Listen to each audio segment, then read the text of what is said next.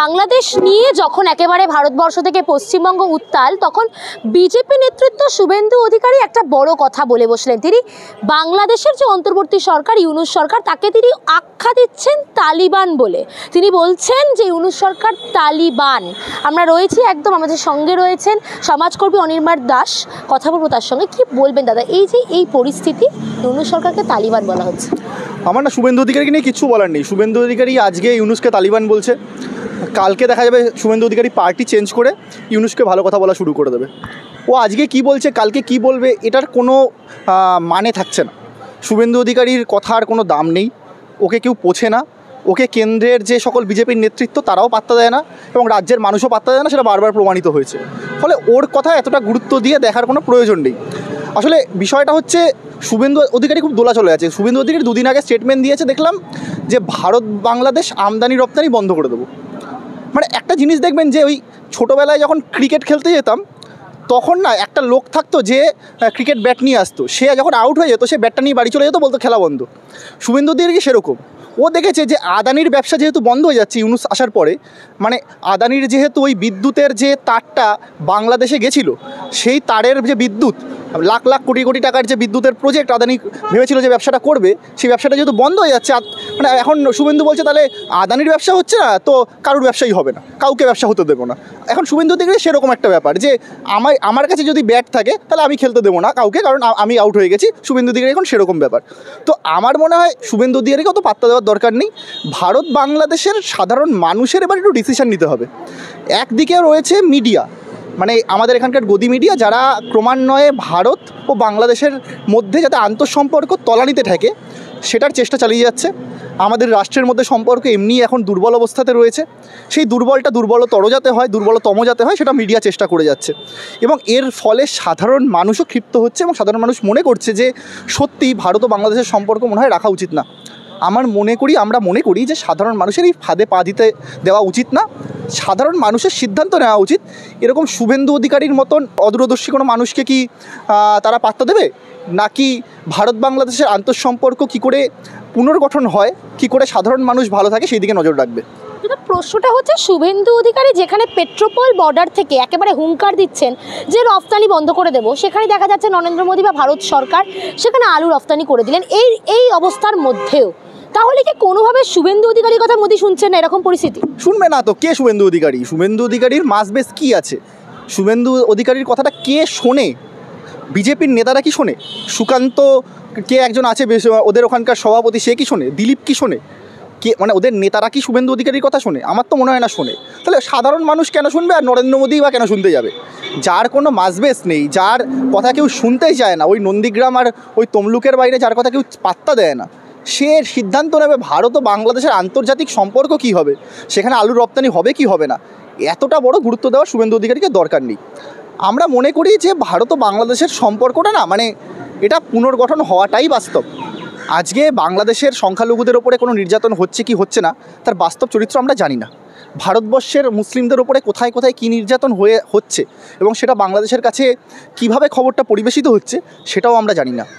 আমার মনে হয় এই জিনিসগুলোতে খুব গুরুত্ব না দিয়ে আমাদের মধ্যেকার যে মিলটা রয়েছে, আমাদের মধ্যে দ্বিপাক্ষিক সম্পর্ক মজবুতের যে চেষ্টাটা রয়েছে সেটা ভাবা উচিত। এবং বাংলাদেশ একটি স্বাধীন দেশ, সেই দেশটা স্বাধীন একটি রাষ্ট্র, ভারত একটি স্বাধীন রাষ্ট্র। এই দুটো স্বাধীন রাষ্ট্র একে অপরকে যেন সমমর্যাদা দেয় সেটার চেষ্টাও করা উচিত। কিন্তু প্রশ্নটা হচ্ছে যে বাংলাদেশের গণ অভ্যুত্থান আমরা দেখতে পাচ্ছি, এবং সেখান থেকে বারবার ভারতের একটা অবস্থানও আমরা দেখতে পাচ্ছি। বারবার বাংলাদেশের মানুষ কিন্তু ভারতের মানুষের উপর আস্থা হারিয়ে ফেলছে। কারণ আমরা যদি একটু সংবাদ মাধ্যম ঘাঁটি বা সোশ্যাল মিডিয়ার দিকেও দেখি, আমরা দেখছি যে বাংলাদেশের মানুষের ভারতবর্ষের মানুষের উপর একটা ক্ষোভ তৈরি হচ্ছে। সেটা কি খুব প্রয়োজন ছিল? প্রয়োজন একেবারেই ছিল না।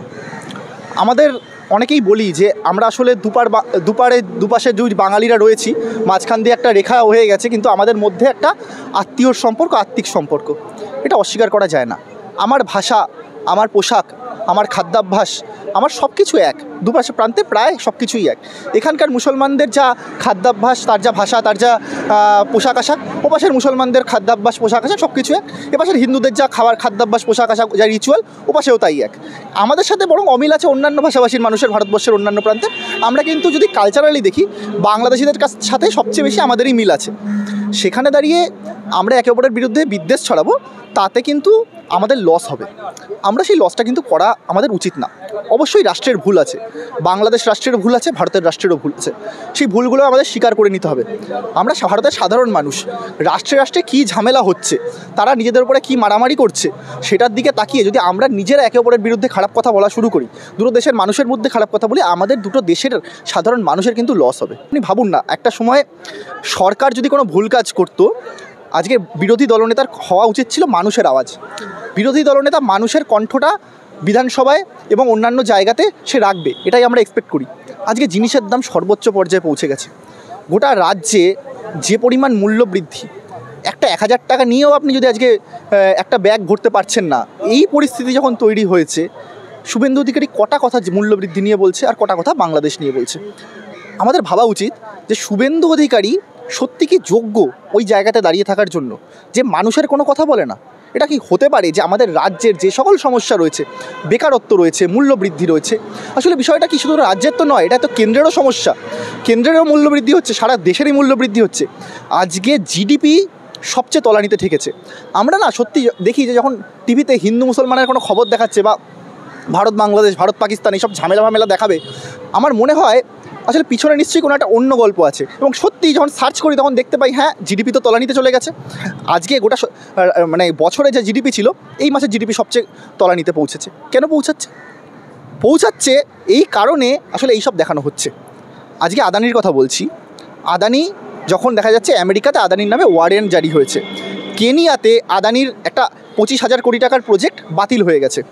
ভারত বাংলাদেশের গোড্ডাতে যে বিদ্যুৎ তৈরি হচ্ছিল অস্ট্রেলিয়া থেকে আনা কয়লা দিয়ে, সেই বিদ্যুৎটা মালদা মুর্শিদাবাদের ওপর দিয়ে বাংলাদেশে যাওয়ার কথা ছিল, সেটা ক্যান্সেল হওয়ার মুখে ইউনুসের সঙ্গে সম্পর্কে খারাপের জেরে। এই অবস্থায় দাঁড়িয়ে দেখা যাচ্ছে সেই চোখটা ঘুরাতে আমরা কি করছি, ভারত বাংলাদেশের একটা ঝামেলার কথা বলছি এবং আদানির এই ভয়ানক পরিস্থিতিকে আমরা সামাল দেওয়ার চেষ্টা করছে ভারত রাষ্ট্রের এই সামাল দেওয়ার যে চেষ্টাটা, আমরা এটাকে নিন্দা জানাই। আমরা কি সেই ফাঁদে পা দেবো? আমরা কি এই হিন্দু মুসলমান খেলায় মাতবো? আমার কাজ, আমি এখানে ভারতবর্ষে থাকি, আমি মুসলিম নই, আমি একজন অমুসলিম, আমি সংখ্যাগুরু, আমার নাম অনির্বাণ দাস। ভারতবর্ষের মাটিতে দাঁড়িয়ে থাকে আমার কাজ হবে এখানকার যারা সংখ্যালঘুরা আছে তাদের কোনো কষ্ট হচ্ছে কিনা সেটা দেখা এবং তাদেরকে আগলে নেওয়া। এবং একই রকমভাবে বাংলাদেশের প্রত্যেকটা সংখ্যাগুরুর কাজ হবে, ওখানকার মুসলিম সংখ্যাগুরু তাদের কাজ হবে ওখানকার যারা সংখ্যালঘু আছে, অর্থাৎ হিন্দুরা যারা রয়েছে বা বুদ্ধিস্টরা রয়েছে বা খ্রিস্টানরা রয়েছে, তাদের কোনো কষ্ট হচ্ছে কিনা, তাদের কোনো সমস্যা হচ্ছে কিনা সেটা দেখা এবং তাদেরকে আগলে নেওয়া। তারা যেন কোনো রকম কমপ্লেন না করতে পারে। কোনো একটা রাষ্ট্রে যদি সংখ্যালঘু মনে করে যে আমি বিপদে আছি, আমার কালচার বিপদে আছে, আমার ধর্মীয় আচার আচরণ বিপদের মধ্যে আছে, আমার খাদ্যাভ্যাস বিপদের মধ্যে আছে, তাহলে সেই রাষ্ট্র অসফল। যদি সেটা বাংলাদেশে হয় তাহলে বাংলাদেশ সরকার অসফল, যদি সেটা ভারতবর্ষে হয় ভারতের সরকার অসফল। বাংলাদেশের হিন্দুর ওপরে নির্যাতন কিন্তু হাসিনার আমল থেকে হচ্ছে। হাসিনার আমলে 2013 থেকে 2023 বা 22 পর্যন্ত একটা রিপোর্ট দেখা গেছিলো যে কত হাজার, 6,500 না কত হাজার মানুষের সেই সময় আক্রমণ হয়েছিল তার উপরে, তাদের কিন্তু বিচার হয়নি। হাসিনার আমলে যে হিন্দুরা অত্যাচারিত হয়েছিল তাদের বিচার হলো না কেন? হওয়ার কথা ছিল তো। হাসিনা তো হিন্দুদের প্রতি ভালোবাসা ছিল হাসিনার, এটাই তো রটানো হয়, হাসিনা নাকি হিন্দুদেরকে ভালোবাসতো। কোথায় তাদেরকে বাঁচানো হলো? আলটিমেট দেখা যাচ্ছে যে সংখ্যাগুরুর যে অহংকার, যে অহমিকা, সেটা ভারতবর্ষেও আছে, বাংলাদেশেও আছে। তাদের উচিত তাদের অহংকার অহমিকা ছেড়ে সংখ্যালঘুর কোনো রকম সমস্যা হচ্ছে কিনা সেটাকে দেখা এবং দু দেশের মধ্যে যে আন্তঃসম্পর্ক মানুষে রয়েছে সেটাকে পুনঃপ্রতিষ্ঠা করা। আমার প্রশ্নটা এখানেই যে এই যে আমরা দেখলাম উত্তরপ্রদেশের সম্বলের ঘটনা, আমরা দেখলাম মণিপুরের ঘটনা, এরকম একাধিক ঘটনা আমরা দেশের মধ্যেই দেখতে পাচ্ছি। সেখানে একবারও দেশের প্রধানমন্ত্রী থেকে শুরু করে যারা বিজেপি নেতৃত্বরা আজকে রানী রাসমণি অ্যাভিনিউতে বসেছেন বাংলাদেশের বিরুদ্ধে কথা বলতে, সেই মন্ত্রীরা, সেই নেতৃত্বরা কেন সেখানে ছিলেন না? আজকে বিদেশের সংখ্যালঘুদের নিয়ে কথা হচ্ছে, দেশের সংখ্যালঘুরা কি এতটাই ফেললা? হ্যাঁ, দেশের সংখ্যালঘুরা তো ফেললাই। আপনি দেখুন না, মানে সত্যি কথা বলতে গেলে পাকিস্তানে কোনো সংখ্যালঘুর ওপর আক্রমণ হলে ভারতবর্ষের মিডিয়া কাঁপিয়ে দেয়, বাংলাদেশের সংখ্যালঘুর আক্রমণ হলে ভারতবর্ষের মিডিয়াতে মানে বিভিন্ন সকল বাংলা মিডিয়া এবং হিন্দি মিডিয়া তারা চিৎকার করা শুরু করে দেয়। কিন্তু ভারতবর্ষের সংখ্যালঘুরা যখন সম্বলে তাদের উপর অত্যাচার হচ্ছে, যখন মণিপুরের কুকি জনজাতির উপরে অত্যাচার হচ্ছে, দুটি মেয়েকে নগ্ন করে রাস্তায় হাঁটানো হচ্ছে, ভারতের মিডিয়া কার্যত চুপ রয়েছে। ভারতের মিডিয়া এটা নিয়ে কথা বলতে চায় না। প্রধানমন্ত্রী একবারও মণিপুরে যায় না। প্রধানমন্ত্রীর ওপরে নাকি বিভিন্ন মিডিয়া প্রচার করছে যে প্রধানমন্ত্রী নাকি ইউক্রেন আর রাশিয়ার মধ্যেকার যে আন্তর্জাতিক যুদ্ধ, সেই যুদ্ধ নাকি তিনি থামিয়ে দিয়েছিলেন কারণ ভারতের স্টুডেন্টদেরকে সেখান থেকে বার করতে হবে। দাহা মিথ্যা কথাটা আমরা সকলে জানি, তো এটা তারা রটিয়েছিল।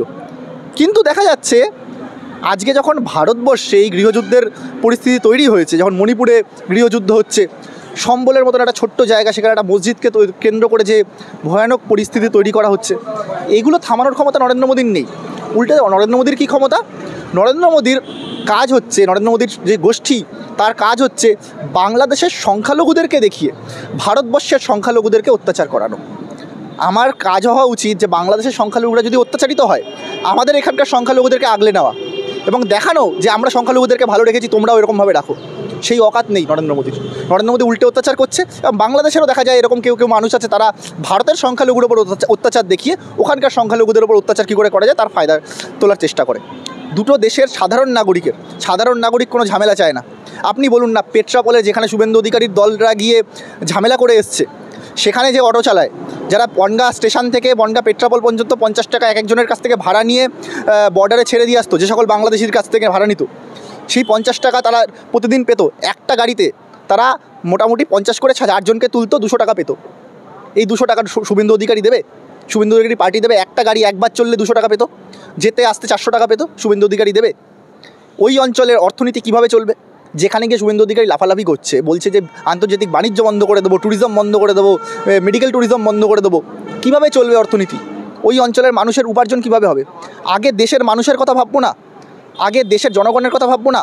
ভাববো যে নোয়াখালীর অমুক জায়গার অমুক গ্রামে সেখানে একটা অমুক ঘটনা, আমাকে রিপাবলিক বাংলা বলেছে, অমুক মিডিয়া বলেছে, গদি মিডিয়া বলেছে, ফলে ওটা সত্যি, তাই জন্য আমি এখানে আন্তর্জাতিক বন্ধ করে দেবো? এটা কোনো রকম কোনো দূরদর্শী নেতার কোনো বক্তব্য হতে পারে?